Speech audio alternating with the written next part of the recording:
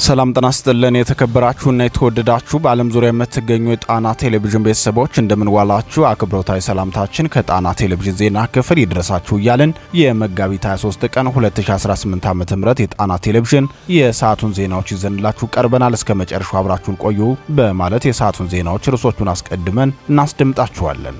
የብልጽግናው ሰራዊት በወሎ ቤተ አማራ ከላላ ላይ ከለላ አጥቶ ሲመታ ውሏል። የከላላው ተጋድሎና የፋኖ ድል ምን ይመስላል የሚለውን በቀዳሚነት የምናስደምጣችሁ መረጃችን ነው። የፈሪ አባውራ ባህሪ የተጠናወተው የብልጽግናው ሰራዊት የፋኖን ምት መቋቋም ሲሳነው ንጹሃንን በከባድ መሳሪያና በድሮን መግደልን የውጊያ ስልቱ አድርጎ ቀጥሎበታል። በመይሰው ሀገር በቋራ የተፈጸመው ምንድነው የሚለውን የሰዓቱ ዜናችን ዝርዝር አሰናድቶበታል፣ ይደመጣል። የብልጽግናው ሊቀመንበር አማካሪና የህወሓት ፓርቲ ፍንካች የሆነው ስምረት ፓርቲ ሊቀመንበር ጌታቸው ረዳ ትግራይን አልወክልም ሲሉ የሰጡት አስተያየት በርካቶችን አነጋግሯል። ለአንድ ክልል ብለን የምንቀይረው አንቀጽ የለም ተብሎ በብልጽግናው ሊቀመንበር ጥብቅና የተቆመለትና የኢትዮጵያ ሕዝብ የመከራ ምንጭ የሆነው ህገ መንግስቱም ከትግራይ ምሁራን ተቃውሞ ተነስቶበታል። የሰዓቱ ዜናችን ዝርዝሩን ያስደምጣችኋል። የጣና ቴሌቪዥን የትንታኔ ዘገባ ውሎ ሳያድር ሌላ መረጃ ከቀጠናው ወጥቷል። ጎንደርን የጦርነት ቀጠና ለማድረግ የታሰበው እቅድ ምን ያህል አገራትና ኃይሎች እየሳተፉበት እንደሆነ ዛሬ የወጣው አስደንጋጭ መረጃ ተሰምቷል። የግብጽ ጦር በኢትዮጵያ ድንበር ምን ሲሰራ ነበር የሚለውን በትንታኔ ዘገባችን ተሰሙታላችሁ።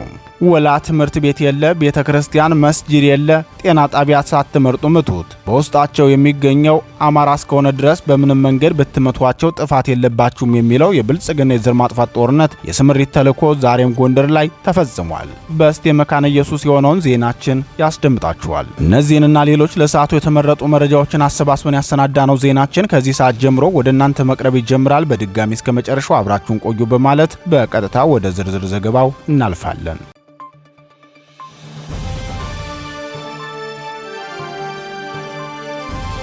የፋኖ ድል በወሎ ቤተ አማራ ከላላ።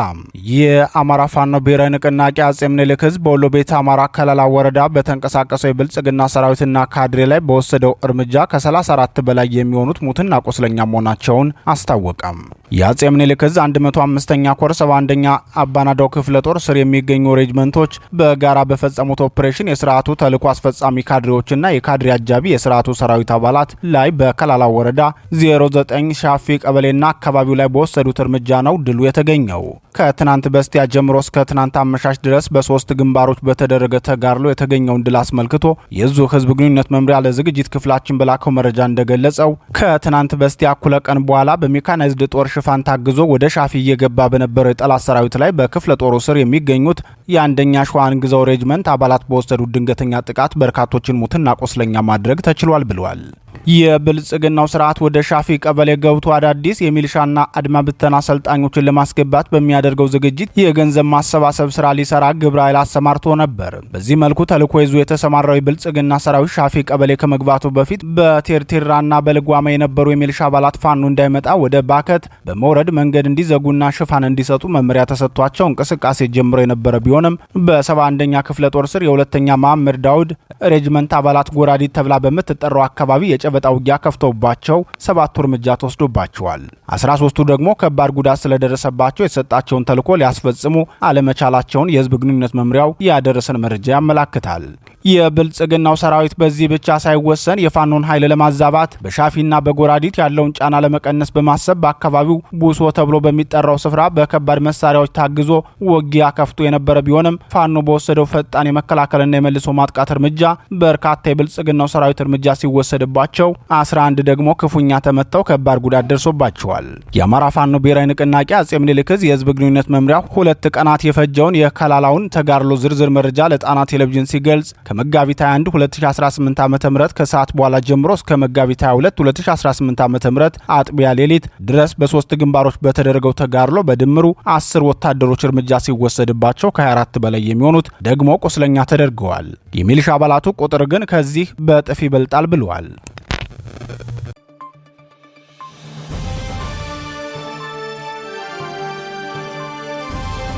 የብልጽግና ጦር ቋራ ላይ ዝርፊያ ፈጸመ። ተደጋጋሚ የጦር ወንጀል የሚፈጽመውና መንግስታዊ ስርዓት መር የዘር ማጥፋት ጦርነትን የሚያስፈጽመው የብልጽግናው ሰራዊት በቋራ ወረዳ የተለመደውን የጦር ወንጀል መፈጸሙን የአካባቢው ነዋሪዎች ተናገሩ። የስርዓቱ ጦር ንጹሃንን አፍኖ በመሰወርና ንብረታቸውን ዘርፎ በመውሰድ የብልጽግናው ስርዓት በአማራ ህዝብ ላይ የከፈተውን ጦርነት ዓላማ አስጠብቆ ታይቷል። የብልጽግናው ሰራዊት በቋራ ወረዳ የፈጸመውን የጦር ወንጀል አስመልክቶ የአካባቢው ነዋሪዎች ለጣና ቴሌቪዥን ሲገልጹ በፋኖ ቁጥጥር ውስጥ የነበሩ ቀጠናዎችን መልሶ ለመቆጣጠር በርካታ የመንግስት ኃይል ወደ ቀጠናችን ገብቷል። በዚህ መልኩ ወደ ቀጠናችን የገባው የመንግስት ሰራዊት በቅድሚያ የፈጸመው የበቀል እርምጃ ነው። የጦር ወንጀሉን የፈጸመው በዚህ ሰዓት ነው ብለዋል። በዚህ መልኩ ኃይሉን ይዞ የገባው የብልጽግናው ሰራዊት ከ10 በላይ የሚሆኑ ንጹሃን አርሶ አደሮችን አፍኖ በመውሰድ የግል ጥጥቃቸውንና የቆም እንስሳትን መዝረፉን ምንጮቻችን ተናግረዋል።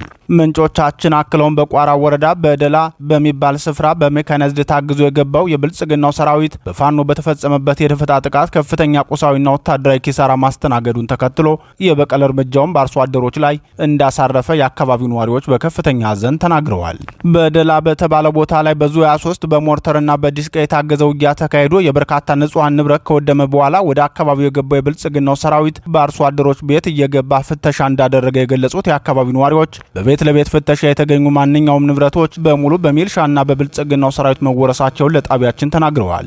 በተለይም ከመናገሻ ጎንደርና ከቁንዝላ በኩል ወደ ሻውራ የተንቀሳቀሰው የብልጽግናው ሰራዊት ከሻውራ ወደ ቋራ በሚገኙ የፋኖ ቀጠናዎች በጀመረው ዘመቻ በርካታ አርሶ አደሮችን የጥቃቱ ሰለባ ማድረጉ ታውቋል። በዚህም በርካታ አርሶ አደሮችን ከመኖሪያ ቤታቸው አስወጥቶ ከወሰደ በኋላ ትጥቅ እንዲያስረክቡት የጠየቀ ሲሆን ትጥቅ የለንም ያሉትን አርሶ አደሮች ከብቶቻቸው በሚልሻ እንዲወሰዱ አድርጓል ሲሉ የጣና ቴሌቪዥን ምንጮች ገልጸዋል። የቤት እንስሳትን ብቻ ሳይሆን በሀብታቸውና በአካባቢው ሕዝብ ተሰሚነታቸው አማካኝነት የተመረጡ ግለሰቦችንም የስርዓቱ ጥምር ጦር አፍኖ ሰውሯል። በዚህ መልኩ በብልጽግናው ሰራዊት ከቤታቸው ታፍነው ከተወሰዱት የአካባቢው ነዋሪዎች መካከል ሻምበል ጀንበሩ የተባሉ ታታሪ አርሶ አደር በግፍ መገደላቸው ተነግሯል። ቁጥራቸው ያልታወቁ አርሶ አደሮች አሁንም በብልጽግናው ሰራዊት ታፍነው ወደ ካምፕ እንደተወሰዱ እማኞች ተናግረዋል። የብልጽግናው ሰራዊት በርካታ ወረዳዎችን በፋኖ ከተቀማ በኋላ ተመልሶ ለመቆጣጠር ባደረጋቸው ውጊያዎችና በሚፈጽማቸው ከፍተኛ የጦር ወንጀሎች በርካታ ንጹሃን እየተጎዱ ይገኛሉ። ፋኖ ተቆጣጥሯቸው የነበሩትን ቀጠናዎች የሚለቃቸው የስርዓቱ አየር ኃይል ንጹሃንን የህዝብ መገልገያ ተቋማትን ኢላማ ያደረገ የድሮን ድብደባ ስለሚፈጽም መሆኑ ይታወቃል።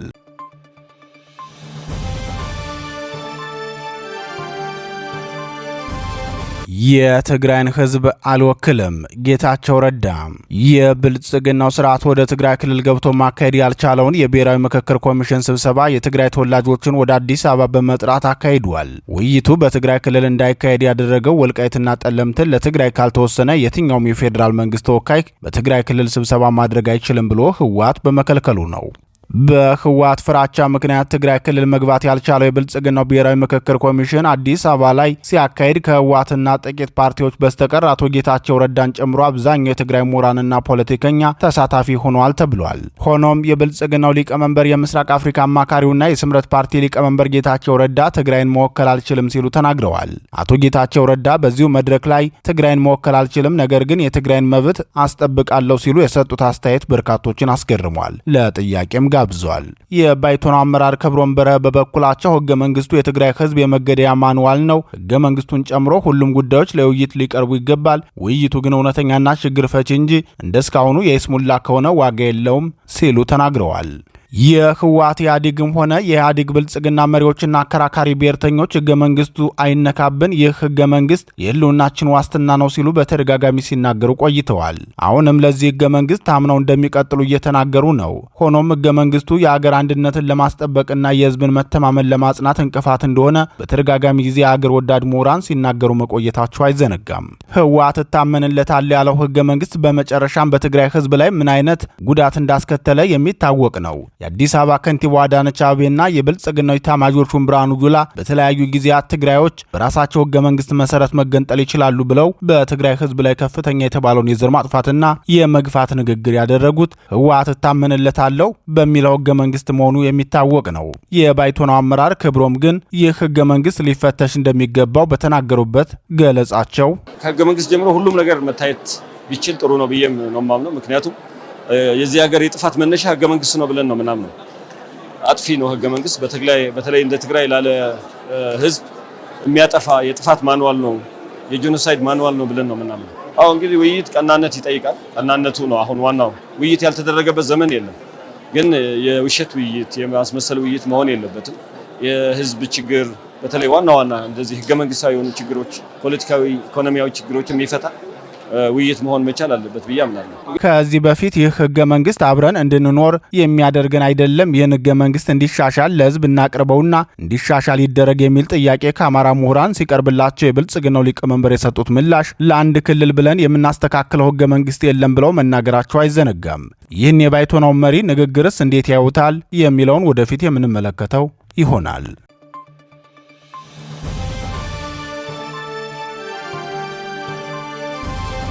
የግብጽ ጦር በኢትዮጵያ ድንበር ምን ሊሰራ ገባ?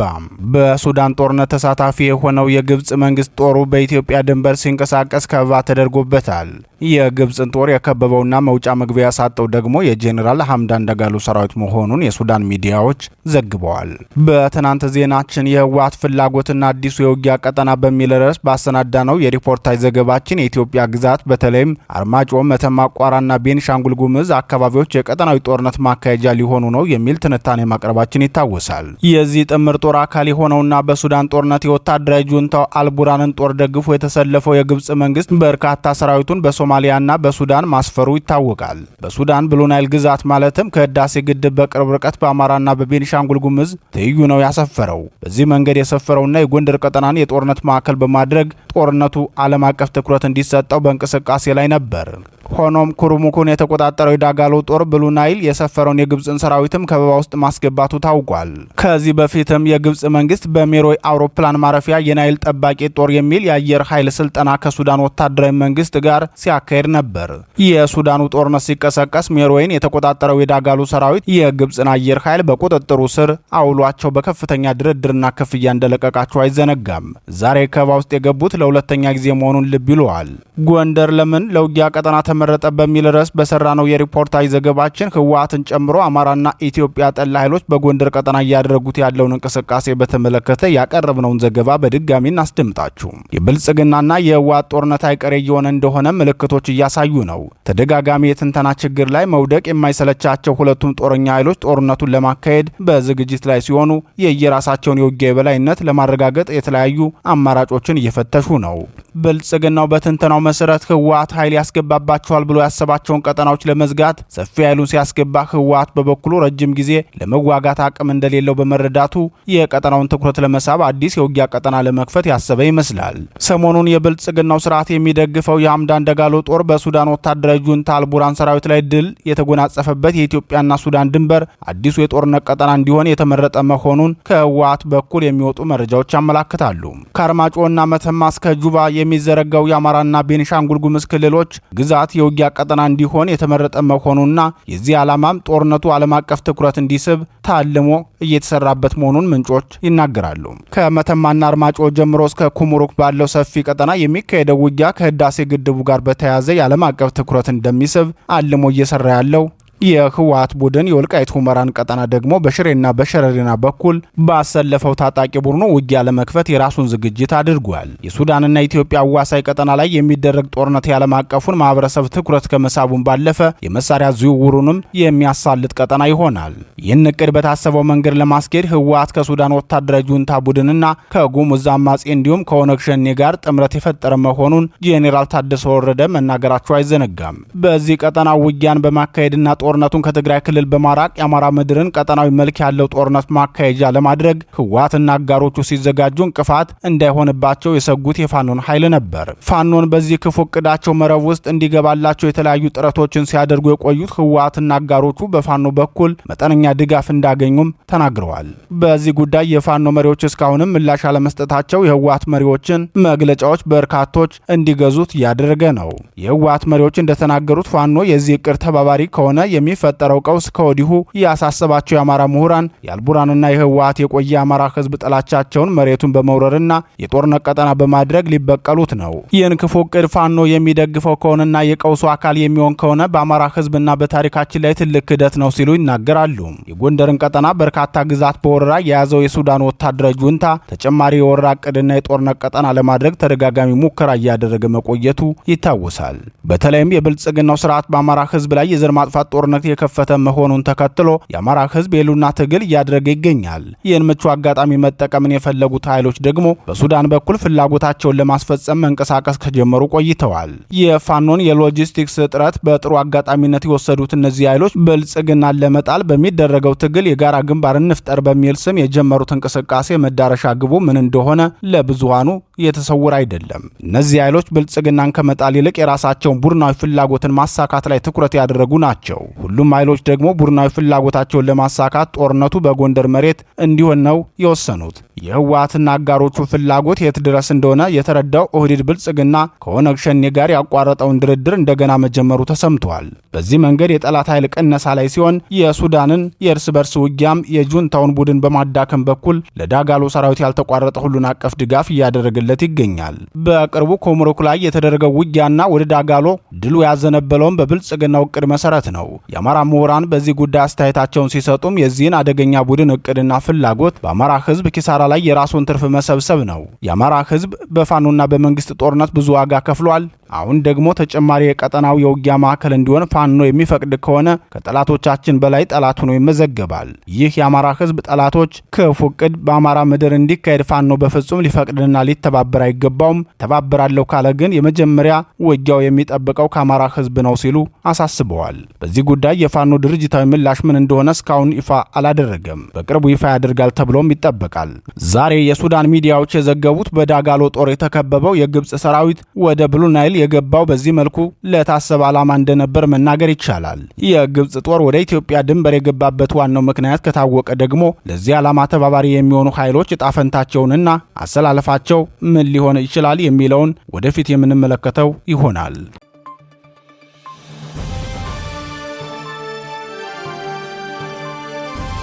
የብልጽግና ሰራዊት የጦር ወንጀል ፈጸመ። በአማራ ህዝብ ላይ የዘር ማጥፋት ጦርነት የከፈተውና በፋኖ ብርቱ ክንድ የተነጠቃቸውን ወረዳዎች መልሶ ለመረከብ የመጨረሻ ዘመቻ ብሎ የዘመተው የብልጽግናው ሰራዊት በተከታታይ የድሮን ድብደባ በመፈጸም ከፍተኛ የጦር ወንጀል መፈጸሙ ታወቀ። በዛሬው ዕለት ብቻ አንድ የህዝብ ትምህርት ቤትን ጨምሮ በርካታ ተቋማት በድሮን ተደብድበዋል።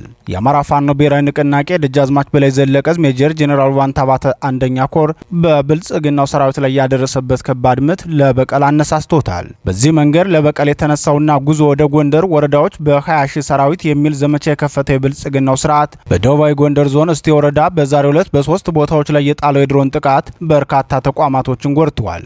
ባዩ ግራር፣ ቀጭን መስክ፣ አጋምዱር፣ አጭቃን ትምህርት ቤት ላይና በልታ አምጃ የሜዳው በተባለ አካባቢዎች ዛሬ የብልጽግናው አየር ኃይል የድሮን ድብደባ የፈጸመባቸው መሆኑን የገለጸው ሜጀር ጄኔራል ዋንታባት አንደኛ ኮር ቃል አቀባይ ክፍል በእነዚህ ተከታታይ የድሮን ጥቃት በርካታ ንጹሃን ሙትና ቆስለኛ መሆናቸውን አስታውቋል። ይህ ድርጊቱ የስርዓቱን ተስፋ መቁረጥ የሚያረጋግጥልን ነው ሲል የገለጸው የኮሩ ህዝብ ግንኙነት ክፍል አማራነትን እንደ ወንጀል ስለቆጠረና ለዚህ ክፉ ዓላማውም በታማኝነት የሚያስፈጽሙለትን የፔሮል አማሮችን ተባባሪ በማድረግ ከፍተኛ እልቂት እያደረሰ ነው። ምንም እንኳን የአማራ ፋኖ ይህንን ሁሉ የውጭና የውስጥ ጠላት በተባበረ ክንዱና በጽናት ትግሉ ማሸነፉ የማይቀየር ቢሆንም በወገናችን ላይ ስርዓቱ የሚያደርሰው የጦር ወንጀል ግን ተመዝግቦ ሊቀመጥና ዓለም አቀፉ ማህበረሰብም ሊያውቀው የሚገባ የጦር ወንጀል ነው ብሏል። ይህ በእንዲህ እንዳለ የአማራ ፋኖ ብሔራዊ ንቅናቄ ጎንደር ጠቅላይ ግዛት እዝና ደጃዝማች በላይ ዘለቀ ለ2 ወራት በነጻነት ያስተዳደሩትን እብናት ወረዳን የተቆጣጠረው ብልጽግና የወረዳውን አስተዳደር ጽሕፈት ቤት ጨምሮ በርካታ የህዝብ ተቋማትን ማውደሙን ለጣና ቴሌቪዥን የደረሰው መረጃ ያመላክታል። ሆኖም የብልጽግናው ስርዓት የተቋማቱን ውድመት የፈጸመው ፋኖ ነው በማለት ክስ አቅርቧል።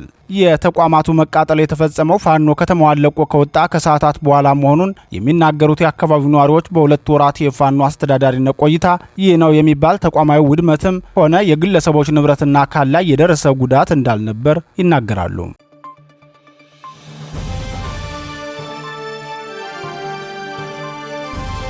ክቡራትና ክቡራን የጣና ቴሌቪዥን ደጋፊዎች የአማራ ህዝብን ትግል ማዕከል በማድረግ ውግንናውን ለአማራ ህዝብ ማዕከላዊ ኮዝ ዘላቂ ጥቅምና የተቆጠሩ ጥያቄዎች ያደረገው ጣና ቴሌቪዥን ትግሉ የገጠመውን የስትራቴጂክ አመራር ክፍተት እንዲሞላ ህዝባዊ መሰረቱን አስጠብቆ እንዲቀጥል በማድረግና ሚዛናዊ የመረጃ ተደራሽነትን በጥራት በፍጥነትና በታማኝነት እያቀረበ የሚገኘውን የጣና ቴሌቪዥንን ለመደገፍ በርካቶች በምን እንደግፍ የሚል ጥያቄ ስታቀርቡልን መቆየታችሁ ይታወቃል።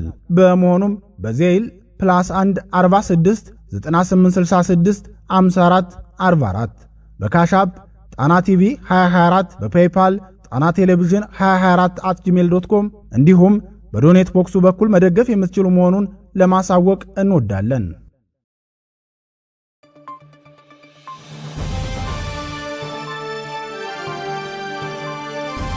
ክቡራትና ክቡራን የጣና ቴሌቪዥን አድማጭ ተመልካቾቻችን የመጋቢት 23 ቀን 2018 ዓ.ም የምሽት ጣና ዜናችን የተከታተላችሁትን ይመስል ነበር። ዜናዎቹን እየመራው አማራ ሰፋ አብሬያችሁ ቆየው። የጣና ቴሌቪዥን የዩቲዩብ ቻናል አማራጮችን ሰብስክራይብ በማድረግ በቋሚነት ወዳጅ እንድትሆኑ ጠይቃለን። ጤና ይስጥልን።